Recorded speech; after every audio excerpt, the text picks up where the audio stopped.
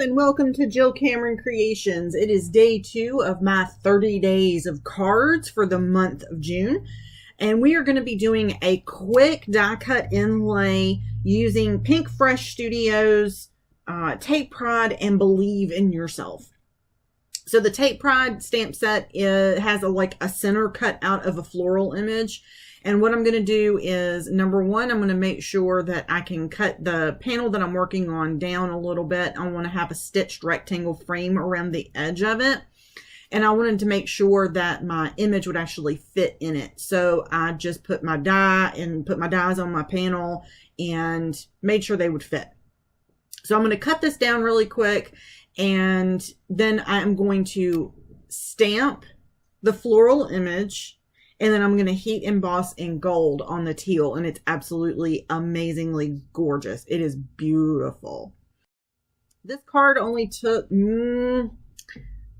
I think with all the die cutting and everything, it maybe took 30 minutes to put together. It was a very, very quick card. This is a wonderful encouragement card to send to somebody.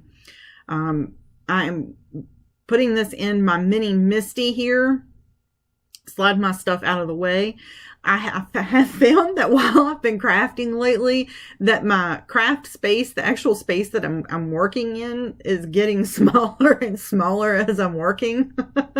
And it's because I'm working on so many things that I have to clean up after every single card now, or everything just gets to the point where I'm working in a 2x2 section. And I mean 2" by 2" section instead of, you know, my whole entire craft mat area kind of thing.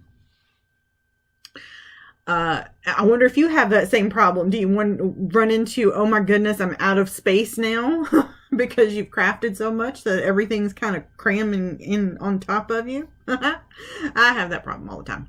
Okay, so I am putting gold embossing powder on this, and just make sure that you use an anti-static powder tool on it.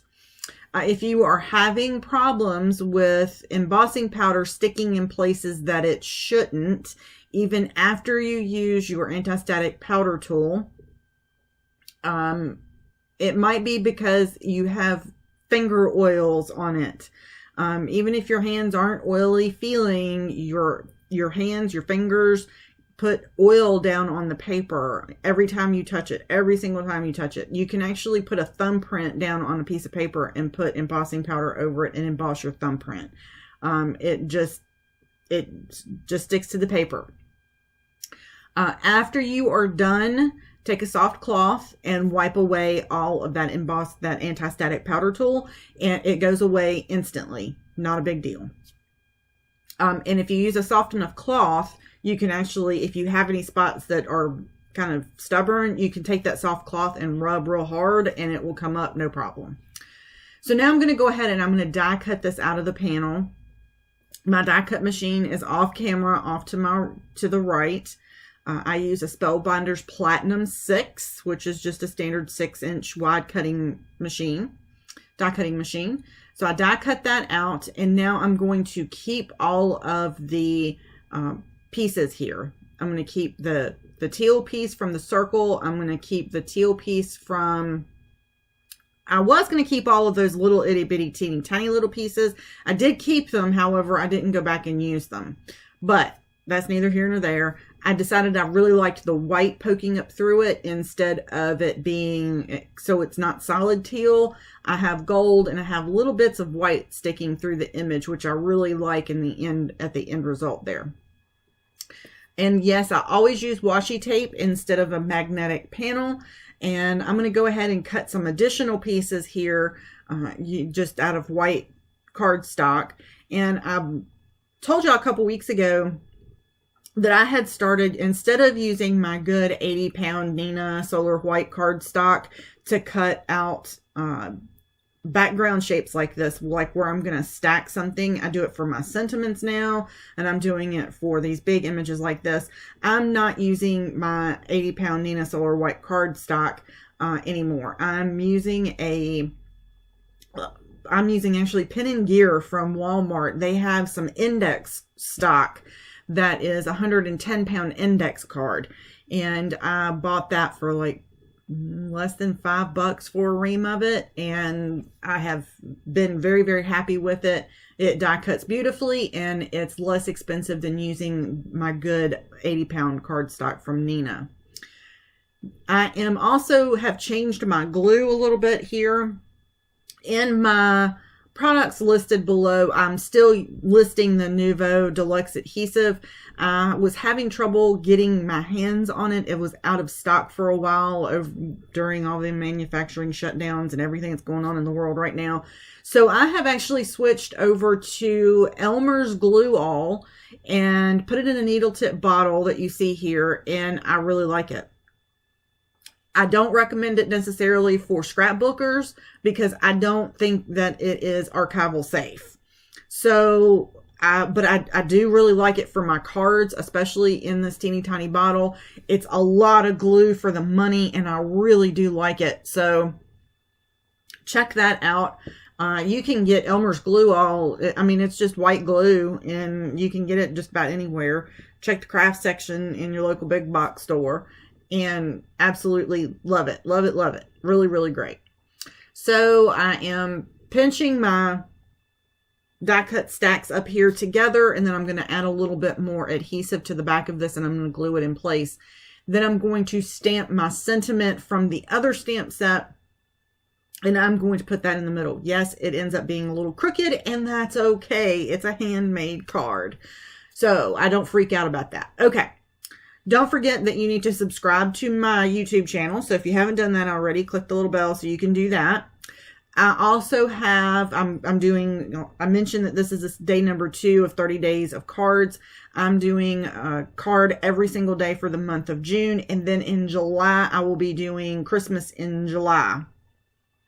Trying to get some ideas and a head start on those Christmas cards. And in July, we'll also be looking at doing like how to process batch cards so you can make your cards really quickly, and different ideas for really simple Christmas cards that you can do really easy, and like keep them in your pocketbook in case you run across somebody and you need to give them a Christmas card, but you don't really have their address and you forgot to put them on your list. Because let's face it, we all do that.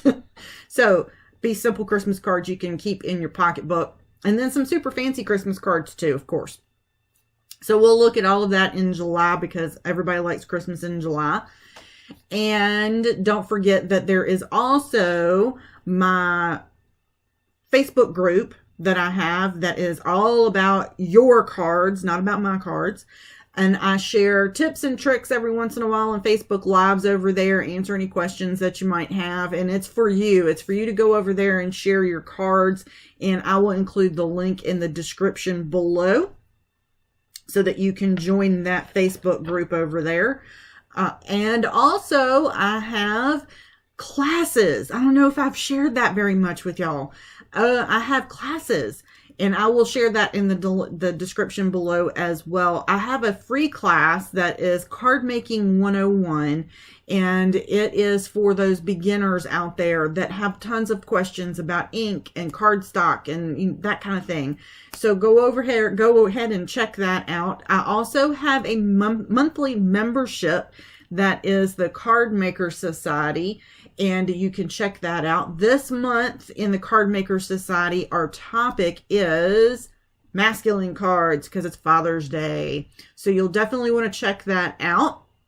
I will include a link to all of these things below, as well as links to the products that I'm using in my card here.